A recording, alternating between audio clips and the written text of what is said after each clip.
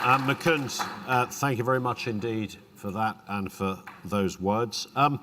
Let's go back a bit. You described when you first became CEO that this was survival. I think that was your exact word. What was the hardest decision you've had to take since then in order to, coin a phrase, keep the lights on?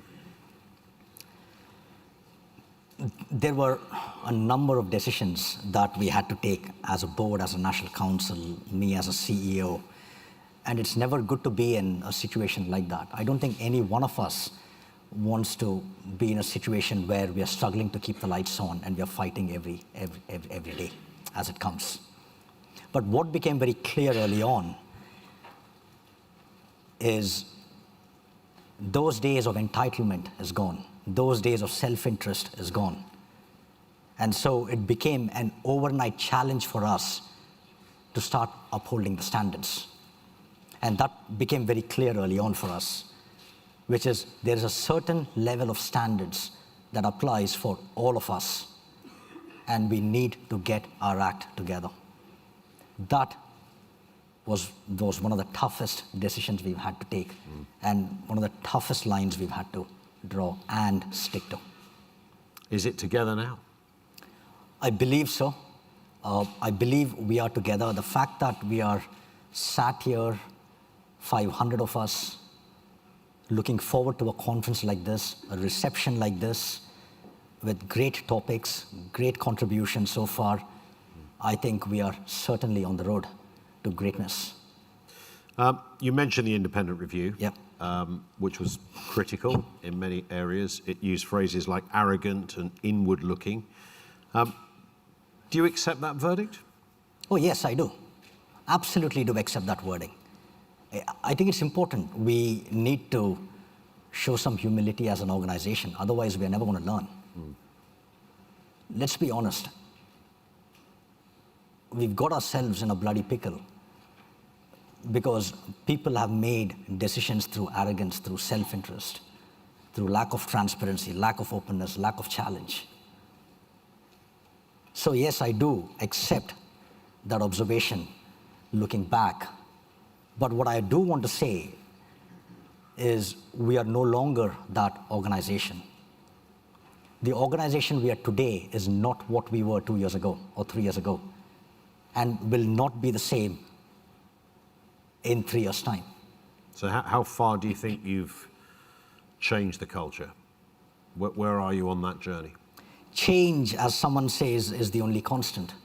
And I don't think as a federation we will ever say change is now complete for us.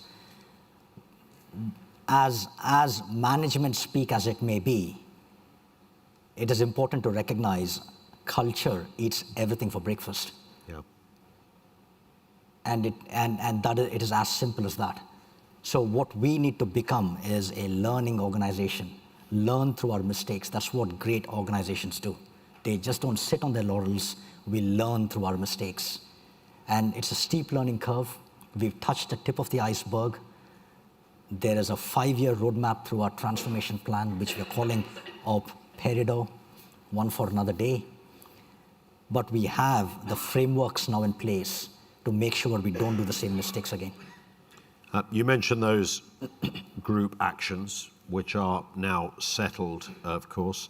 The Federation survived. It's still here, and I think the sentiment of what you're saying, it will continue to go now from strength to strength. But many members, many in this audience, will remember the damage. It was a dark period. And of course, there'll be many out there that are looking at a lack of faith after a crisis of this scale. How do you get that back? How do you rebuild that faith? I believe we are truly on that journey. I don't think trust is going to happen without hard work and without following through on our commitments. We've got to earn it. It's a long road ahead. Yeah. We have to rebuild our relationships with our claimants, who are a sizable chunk of the membership. And we have to rebuild the trust of those reps who have been let down with misinformation, disinformation. And we have to rebuild trust with the senior policing leaders and the government as well. Let's be honest about it. Yeah. the one thing that my head of comms has once told me, and he's somewhere in the room, a great guy, Gareth, said, it's not the Metropolitan Police which is the biggest policing body in the country. And I believe that. It is not the Metropolitan Police that is the biggest policing body in the country. It is the Police Federation of England and Wales that's the biggest policing body in the country, because we represent 150,000 members. There is no other force that has that kind of a workforce. So we have a hell of a job to do, rebuilding, and we are well and truly on that road to rebuilding that trust and making a big difference. There's obvious financial implications. I mean, 110 million is not an insignificant amount of money. I mean, this was absolutely huge. And I would imagine a lot of very smart accounting, a lot of thought, and goodness knows how many meetings with lawyers and whatever had to be gone through to reach that stage. But of course, it does leave the Federation poorer, undoubtedly. I mean, there's talk about selling flats at the HQ. I think that's possibly underway. What is the current state of play in that respect? In summary, for those of you who don't know this, we've used about 95 pence of every pound we have to pay towards the settlements. I do need to be very clear, and I've said this before on different occasions. As a federation, we've got to be grateful to those claimants who have brought a claim against us. As much as we dislike, there is a lot to learn. Had those claims not landed, had they not had the victories they've had, we would continue to have survived on a wing and a prayer for another 100 years. Okay? So it requires a crisis for an organization to transform. So we paid out 95p of every pound. The 11 flats, the Grace and Flavor flats as they were called, were all sold. Every penny of that towards the settlements that we have paid out. And the finance director is somewhere in this room who spends sleepless nights trying to make sure we are financially keeping the clocks on. Mohammed, another great guy. Lisa, our ops director in the room, who is constantly looking at where we can save money so we can become more efficient. You then have Vanessa, whose primary job is to make sure we don't have a third group claim against us. We have the national board, Tiff Lynch, John Partington, Brian Booth, Mel Vons, and the list, and I'm seeing a number of them here, and the list can go on. I can see Zach and Lee and Paul Williams and Richie. I can see Aileen there, Thames Valley. I can see Joe Saunders. I said Lee Sims. I can see Andy, Simon Payne. I mean, guys are working incredibly hard. Okay, we are a very, very different federation. The guys are working incredibly hard to do the right thing. We are learning from our mistakes. And what I say is the best is yet to come. Several high-profile officials have been investigated over the last few years, some removed from their positions. How do you balance due process with the obvious need to show zero tolerance when it comes to poor conduct? For a start, Ian, there are ongoing litigations in place at the minute, and therefore there's a limit to how much I can speak about it. Sure. But what I will say, and the assurance that I want to give to our delegates here, is our process is written in statute, and we follow that process. Okay. And we act without fear or favor. I take a lot of heat personally, but that comes with the territory. But ultimately, as an organization, we have all signed up to upholding certain standards. And so those standards apply to me, applies to the board, the council, everyone in the room, all staff. And it's important we continue to act without fear or favor. The mistakes we have made in the past is the decisions we've made and the approaches we've taken or adopted have been inconsistent.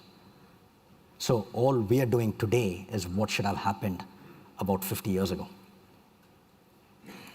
Let's move to this area, the Victim and Witness Support Programme. This is a big feature. It's a major initiative, of course, but I think there's a lot of officers want to actually know when they can access it. Not an unreasonable question. How are you going to measure whether this works? So there's a lot of work that's currently underway in order for us to get ready to launch. We are working with victims and witnesses to help review the policy we have. We have a policy which we've drafted, and we are seeking the views of victims and witnesses to feed into it, to bring their experiences into it. We have to train our reps.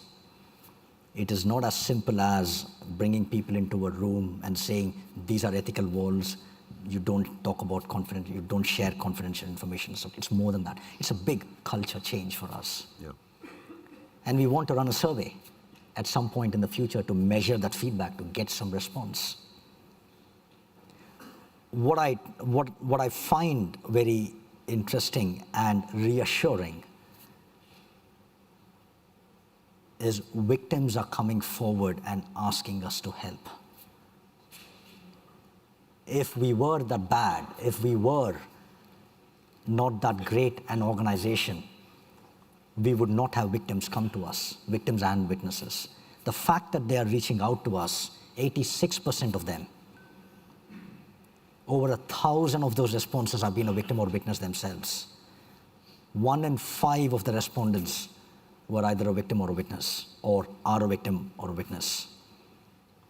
Asking us to support them speaks volumes about the faith and the confidence they have in the Federation, and we need to respond to that. But also, on your own survey, 4 in 5 officers fear consequences if they report wrongdoing. How can that be reversed? Because that's a genuine concern. And that's precisely what I mean when I say it's a culture change.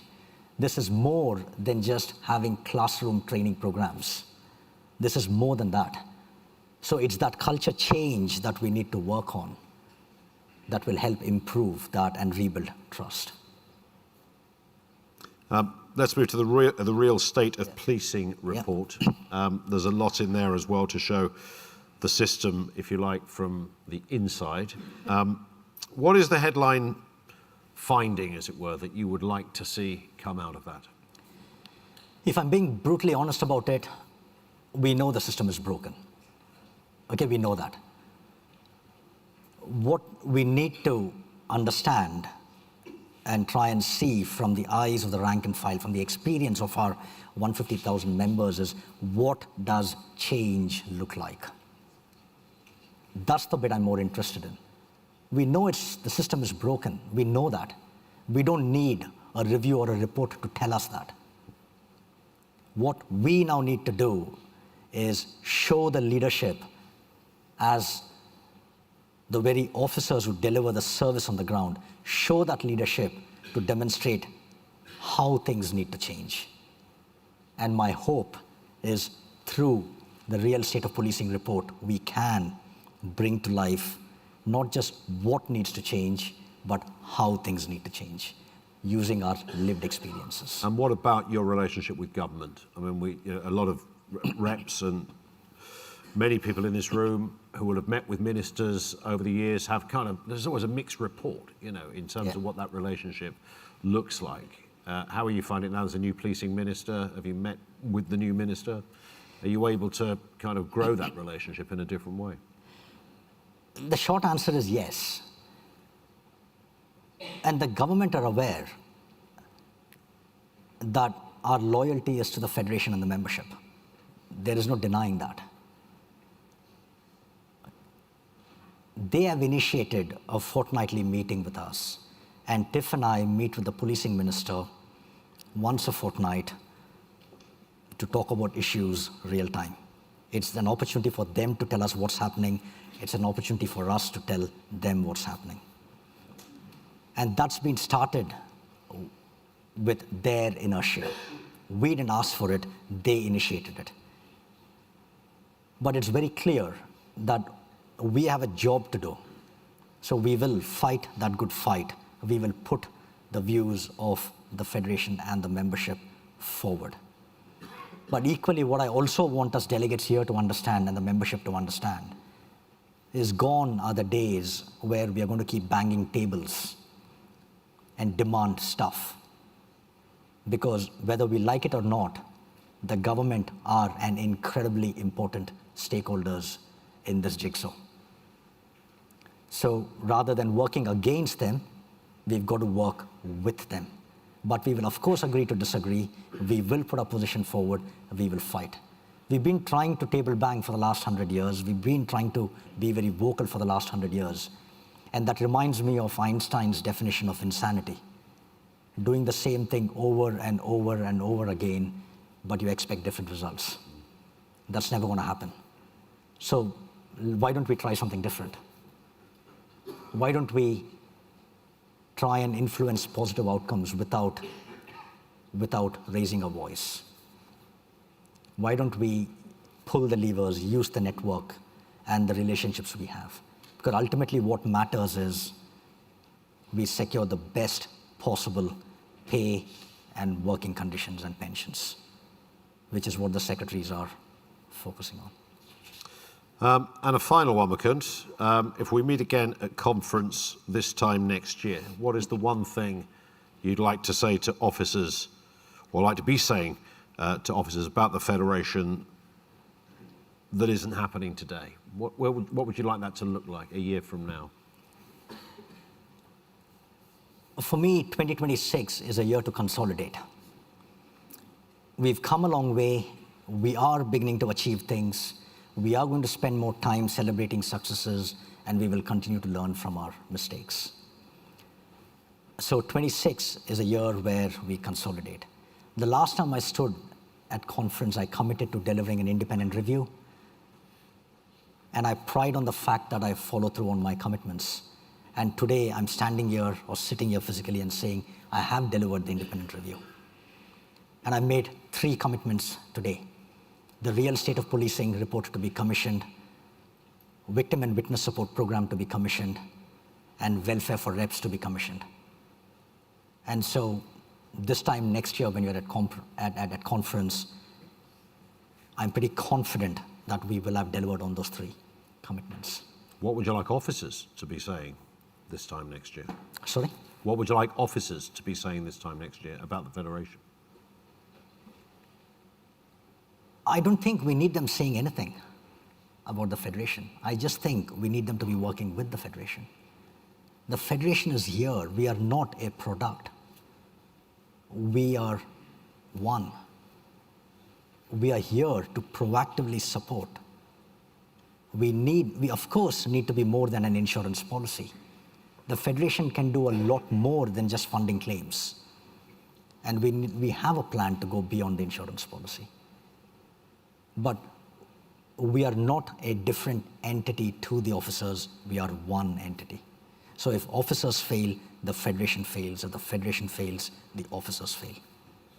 So my parting message today in this session, I'm going to come back for the next session, by the way, but in this session, my message to everyone is the best is yet to come. Please keep the faith. And on that point, Mukund, thank you. Mukund Krishna, everybody, CEO of the Police Federation. Thank you. Last one. Cheers.